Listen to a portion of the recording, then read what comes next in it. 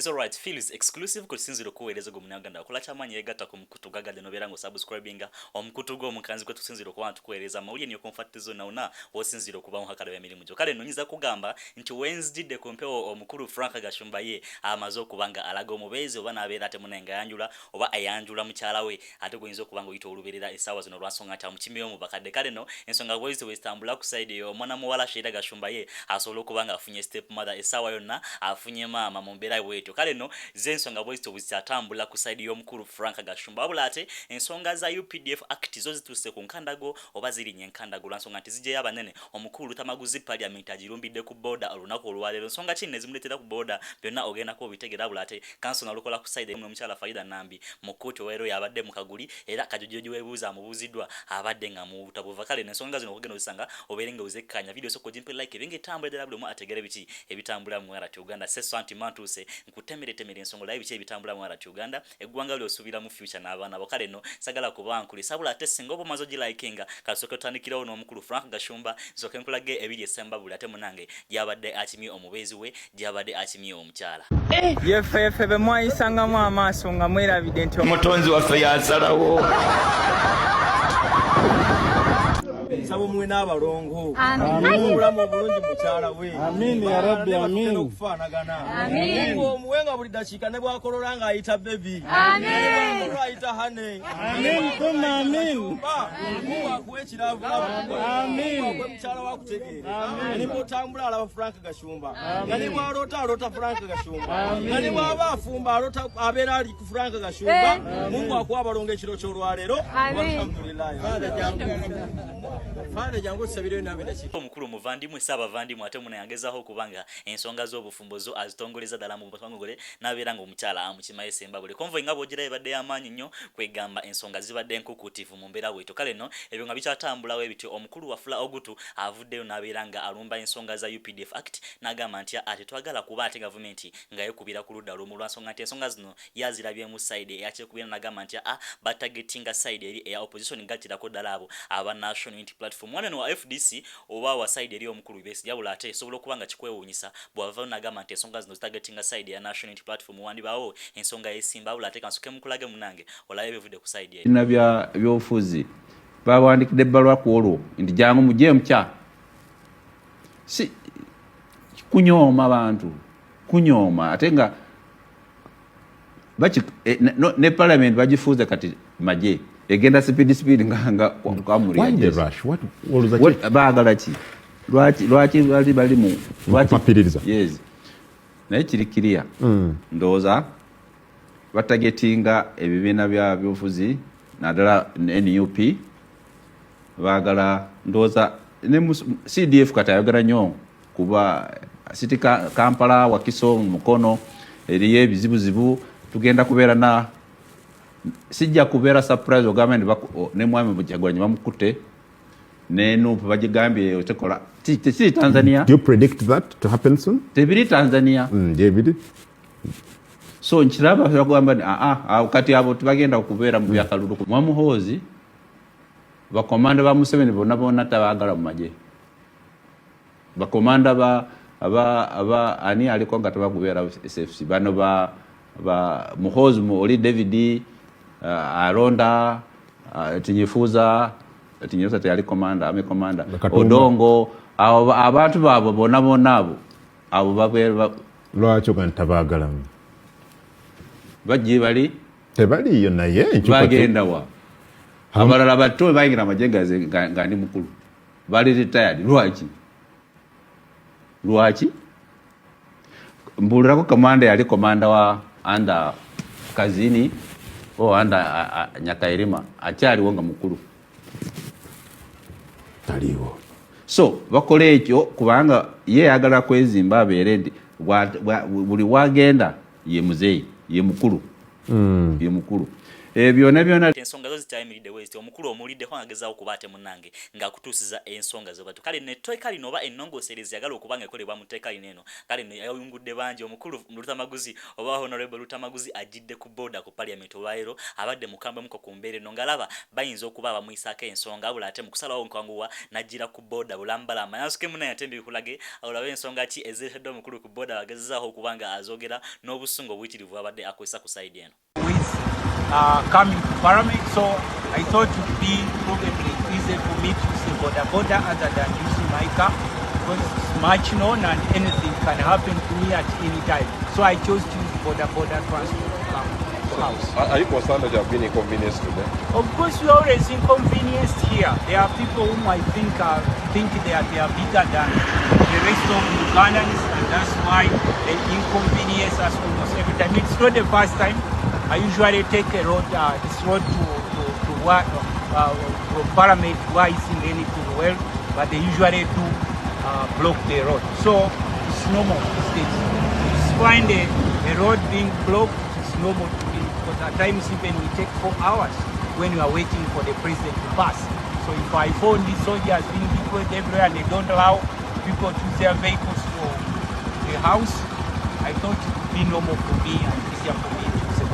What are you processing in the parliament that is causing all this inconvenience and heavy deployment? Of course, I think these people are over deploying are basing on rumors.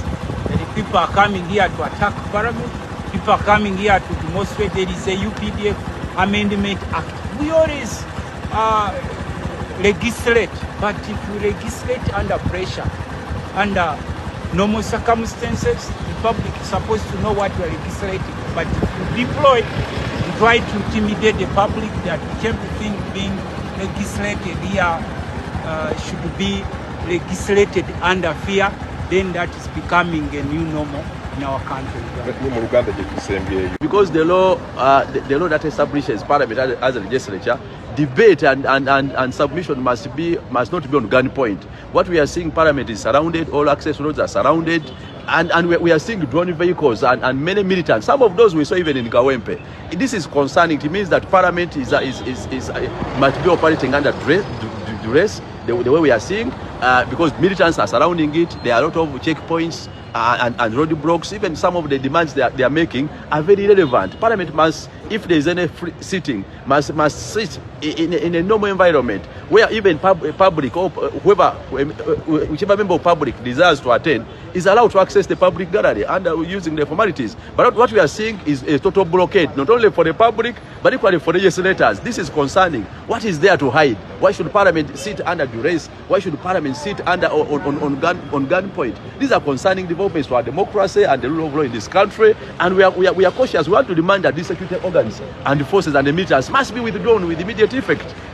Is it true that accessing Parliament you have to present your ID? Yeah, the accessing Parliament is very restricted. They are making so many requirements, including national ID, some of which are even expired now. What should people present? And as well, tomuliddeko agezaako okuba nkunyola ku nsonga ezo nti aboda agirabe nga esobola okuba ate munange mwangu okusinziira ku mbeera y'obudde ebadde esobola okuba nga emukwaha n'atasobola kuba nga atuukiriza ebyo byalina okukola mu Parliament. Kale n'ensonga zo bwezitambudde ku side wabula ate omukulu Kansona Lukola nga bwe nakugambye nti olwaleero ku nsonga zibaliko n'omukyala Farida Nambi naye abadde mu kaguli n'abeera nga abuuzibwa kajojojo ebibuuzo eri bapuliida bamukyala Farida Nambi ate munange ku ludda olwo. Kale nno ebibuuzo ebyomubuuziddwa ebisinga abadde abiddamu wabula ate njagala nkulaye ku nsonga zino engeri gyazitambuzaamuko ku side eyo komewo tweyongereyo n'agali.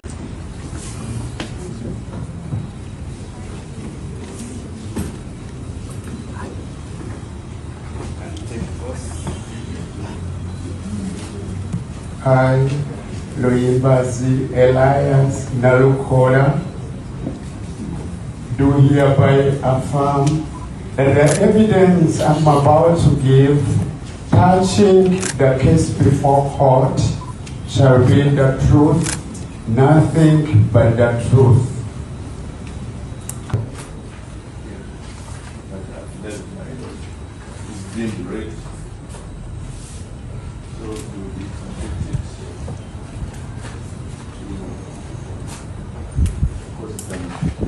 My Lord, I'm ready.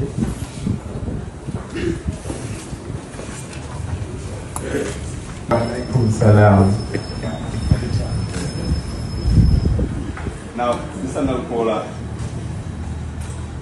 I want us to cooperate so don't waste too much time. Much obliged, my lord. Answer my questions directly. Don't think about them too much. I'm not going to trick you. Okay, just answer my questions the way they are and don't take too much time. I don't want to spend the whole day. Mr. Nalkola, are you familiar with the answer? Your answer. Are you familiar with it? Yes, I am. It is my answer. Are you also familiar with the affidavit in support of that answer? Yes, I do. Mr. Mbaba has asked you and you confirmed. If you sign both that answer and the affidavit in support.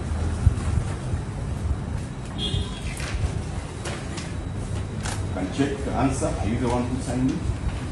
Then the affidavit, are you the one who signed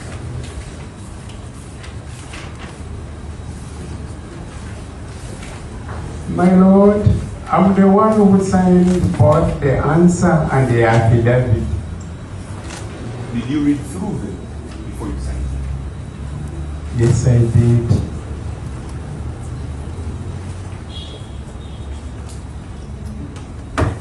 You served on us on the 25th of April.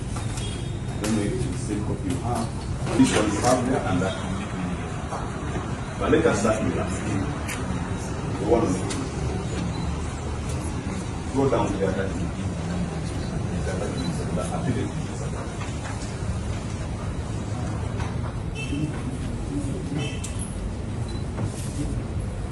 Right. Abalungi abatuuliriza era abatulaba olunaku olwaleero tukyaddeko ewa Sheikh Ashraf Dembe.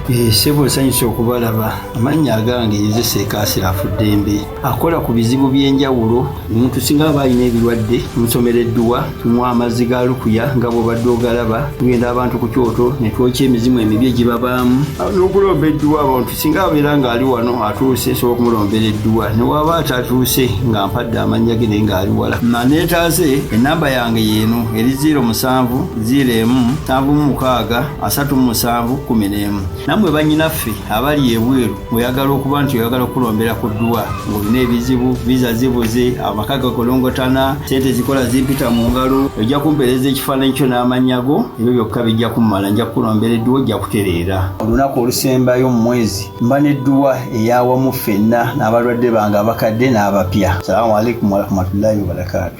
Kanso Nalkola ate muna yagezaho kubanga ayanukula ewe wenyine ebimubuzibwa ku nsonga bako musanga egitembeeta egitambula ku side yaabwe yenga ye gatako n'omukyala Farida Nambi. Kale nno abajulizi be ye nga tutunaga amachula byoko ye kabula ate ku side y'omukyala Farida Nambi balese 30 beddu era bonna abadde babasoya katujijo jiwebuuza ngabamu mu bala byengeje babadde batambuza mu katemba abwe mu koti era kye goso kubanga tulabako abasinga omundi gwaso kubanga tulaba ku katemba mu koti ngaye enjogera wetambula ku side yo. Kale nno twafunye ku mukisana tulaba kubitambula ku side yo bitwabula ate nga nkusibula nyansuke nkulekere Kanso Nalkola ono yomu bwe yavuddeyo n'abeera nga alabula amaje kugamba ku nteeka lino erya UPDF akitwabula ate engeri gyali mu kkooti ennyo bize bwe yafunye obudde yayogedde ebigambo bino wammanga yabadde mukambwe ennyo era yabuliddemu n'amaje n'abagamba nti ensonga zino mulina okuba nga muzeesonyiwa tosobola gamba nti mu abamaje mugenda kuba mukwasaganya ensonga z'obulamuzi oba ensonga z'okuba musalira abantu emisango lwa nsonga nti awo si wale obujigirize bwammwe mwe mukuba mundu Somalia. Kale yabadde mukambwe muko wamunange abula tekansuke mukulekere olabe engeri yakwasaganya zaamu ensonga zino